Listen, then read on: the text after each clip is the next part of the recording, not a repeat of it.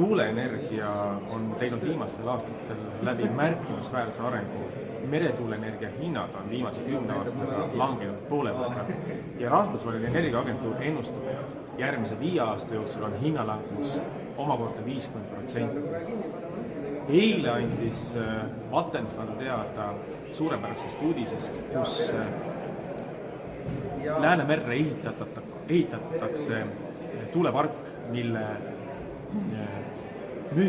väljamüügihind on elektrienergia 49 eurot megavatt-tund.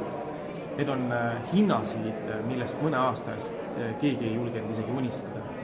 Ja just see hindade alanemine ja need suured muutused on täna ka kajastatud äsja avaldatud taastuvenergiale ülemineku kava uues versioonis.